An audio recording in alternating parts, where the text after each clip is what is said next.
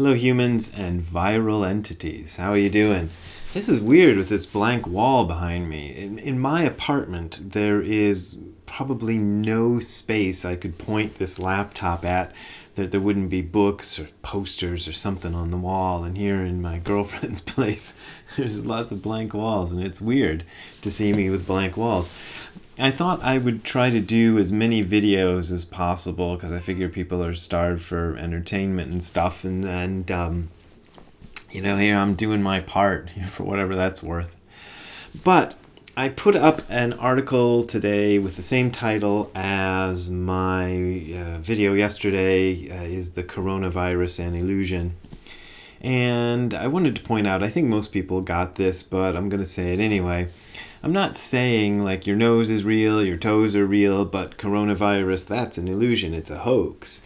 I'm not doing that. I'm trying to say how this idea of the material world being an illusion fits in with some crisis like the coronavirus that we can all kind of relate to. So instead of having to ask people to relate to whatever particular crisis they're having at the moment, we all got one crisis we can talk about and we can relate it to that. So how does this fit in with that sort of messaging? And I started thinking, and this is in the article, about the time when I was having a conversation with Nishijima Roshi, my Zen teacher, as most of you probably know.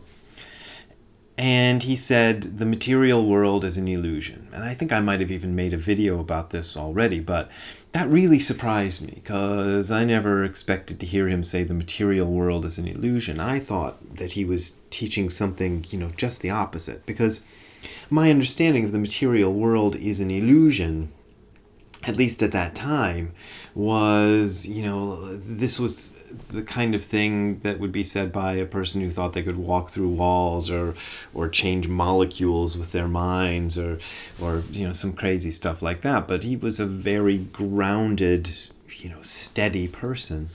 And he was also against the philosophy of idealism. He didn't think the philosophy of idealism was correct. And idealism, I always say this, but like a broken record, I'll say it again.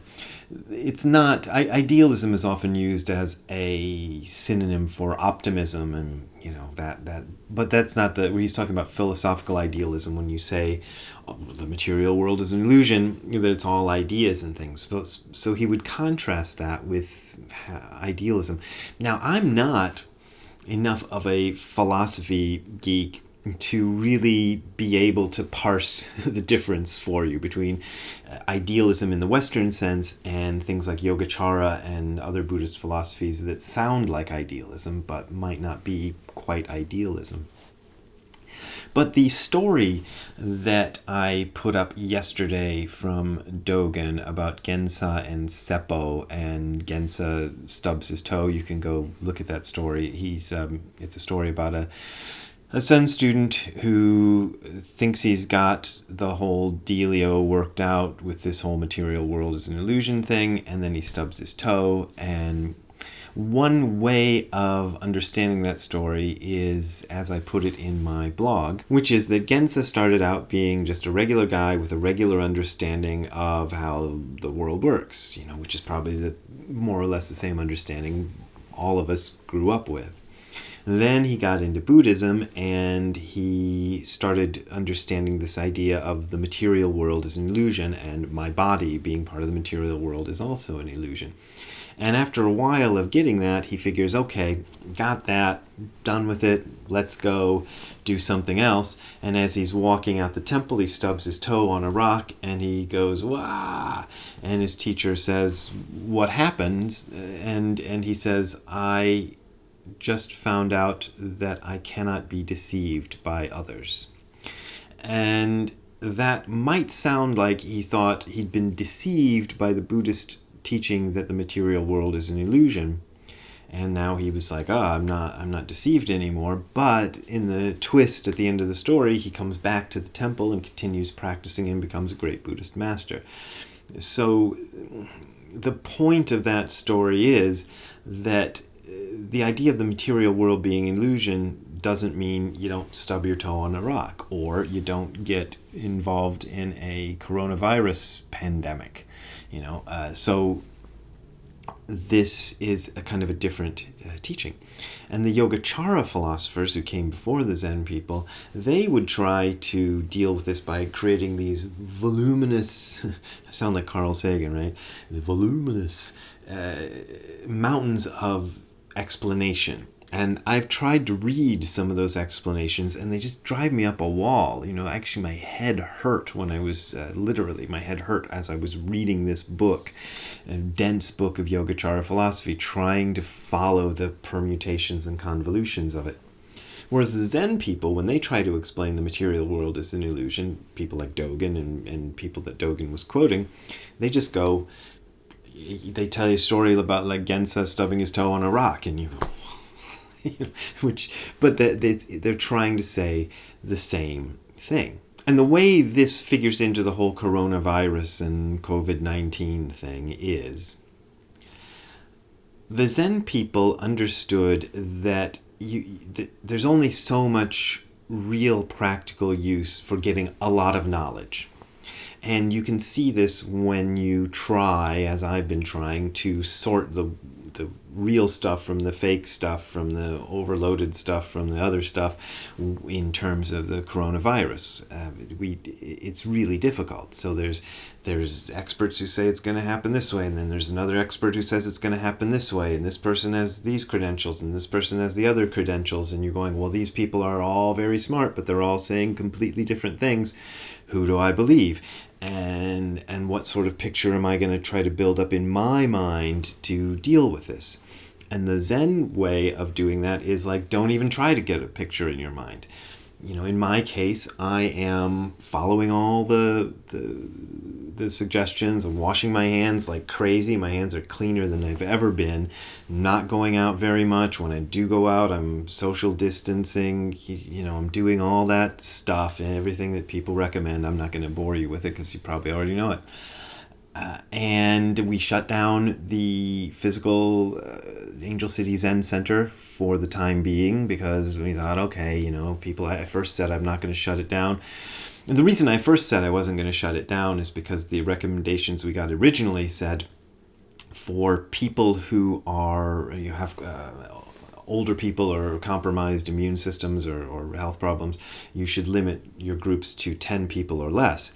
And I saw that and I think, well, Jesus, we get about 12 people at the every meeting of the Angel City Zen Center. So, and most of them are under 50. So, no reason to shut it down. But now everybody's shutting down. So I thought, okay, fine. And we've taken it online, and I don't have the information to give you right now, but I'll put it in my next video. I'll make sure I get it for you if you want to join us. We're going to have our regular meetings on Mondays at 7:30. It's Pacific Standard Time because we're in Los Angeles. And Saturdays at 10. We're going to have yoga classes on Thursdays at 7, and a koan night on Wednesdays, also 7:30. So the only weird one is the yoga that starts at 7 instead of 7:30. So that's we're going to continue doing those, and we're going to make them on Zoom and put them online. So we're doing all that stuff. So that's the practical side taken care of. But you want to know what the hell's going to happen next, or what the hell's going on and what's going to happen next. And there's a simple reason for that, which is that in the wild, which really most of human history, if you actually parse it out, was spent with us being wild animals, more or less. It's only been the past few thousand years that we've had civilization. So in the wild, all we have as humans is our wits. We have an ability to understand what's going on and to predict what's going to happen next in a limited range, for the next 5 minutes, with enough time to escape a saber-toothed tiger or whatever it is that we're trying to do. We can project it out. And even though the saber-toothed tiger is bigger and stronger and faster than we are, we can figure out what the saber-toothed tiger is going to do. And the saber-toothed tiger can't figure out what we're going to do because it doesn't have the same capacity for doing that as we do. So we've been really successful with that. And we've built a society that has a kind of stability. We've been thousands of years trying to build a society where there's enough stability that we can project into the future not just 5 minutes, but 5 hours and 5 days and 5 months and 5 years and, so on and on. And we've kind of gotten used to that. But now, with all this stuff that's happening, we've been kind of thrust back into the best we can do is 5 minutes into the future. We have no idea what's coming next. And that just freaks everybody out. It's freaking me out. So you're if you're freaking out about it, you're not alone.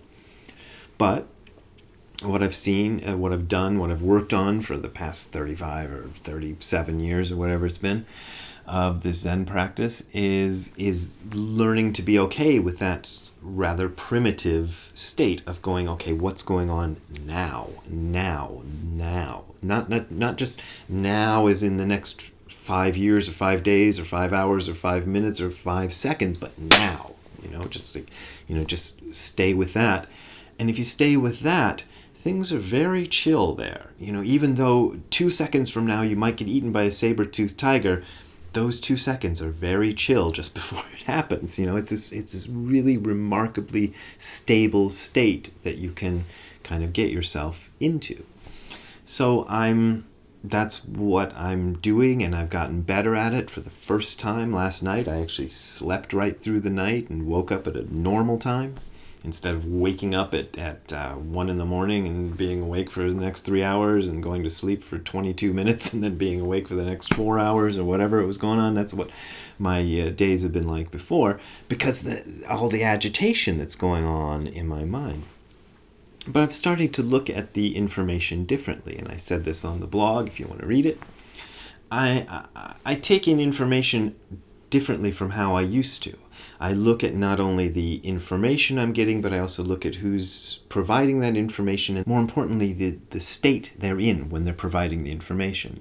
And it's kind of a weird little side effect of Zazen that I've found that I'm able to do this even with printed information, which you cannot hear the tone of voice that somebody's using or anything, but you can feel the tone coming through even there. So I'm looking at what I feel is the most centered sort of sources. And what I'm hearing from them is, yes, we should be doing the social distancing and flattening the curve and all that. And if you don't know what flattening the curve means, I'm not going to make it this video about that, but you can go look up flatten the curve if you want to know. I think most everybody knows. So I'm doing all that, but I think that's good and I think that's valuable. But I'm also starting to think that this whole thing, the COVID-19 and everything, is probably not as bad as we think it is, and that a lot of it's a trick of statistics because we don't know enough yet. We don't know how many people have the virus and are either showing really mild symptoms or showing no symptoms at all, because our statistics are based on the worst cases. Now that's changing over time, but up until now it's been based on the worst cases because those are the only ones getting reported. So you get a big number of worst cases, and then you have the numerator and the denominator in a fraction. You got this big one number on top and a bigger number on the bottom. Well, as this number on the bottom gets bigger, the number on top expands too, but doesn't expand as rapidly as the number on the bottom, which means when you get more testing, you get more of an understanding of how many people actually have that, including people who don't show any symptoms or who show very mild symptoms.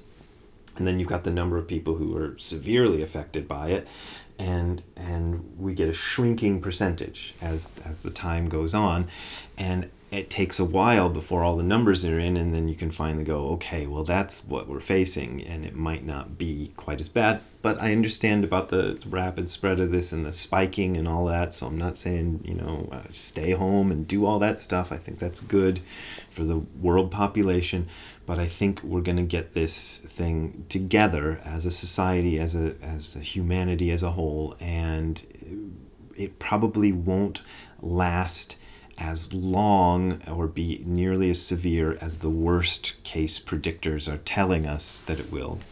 But I think a lot of the fact is a lot of the worst case predictors are doing this because they know, I hate to say this, but most people are kind of dumb. And you saw those people, I don't know if you saw it, but I saw pictures of people in Florida partying it up like nothing's going on. And, you got to reach people like that, and sometimes you have to pound it in their heads. But even when you pound it in their heads, they think, oh, go hoard toilet paper, And that's you're trying to reach people like that, and there's actually somebody rather close to me who I'm having to deal with personally, who's one of those people, and he's not getting it, and he's putting all the people that he comes in contact with, including me, in danger. And we gotta figure out how to deal with folks like that, and to those of you who might be inclined to say, well, I've got an elderly father. Well, I've got an elderly father too. My girlfriend's got an elderly father. So, we're taking this seriously, and I'm taking it seriously. But I also think when things pan out, we're going to look at this and go, we were kind of all crazy about something that we didn't need to be quite that crazy about.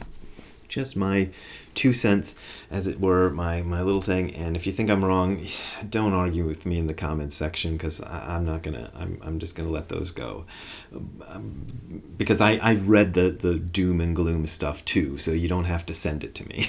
You really don't. This is just what I think about it, and I'm not an expert, and so don't take me as an expert in this. I can't predict it any more than anybody else can, but what I've noticed is nobody else can predict it either. So we're all in the same boat, and I prefer my predictions. And I want to thank you for your continued viewing and continued support. I expected to see a big drop off in supporters and Patreon members, and I haven't seen that, so thank you for sticking in there. Anyway, that was too long of a video, and I hope that wasn't too bad, and thank you for your donations and support, and I really appreciate it. Patreon and PayPal links are below if you can't do it right now, if you're freaked out about it. Don't worry, I'm good at saving, so I've managed to kind of shore my things up. So if you want to go away and come back later, that'll be fine. So we'll see you later. Talk to you again. Bye.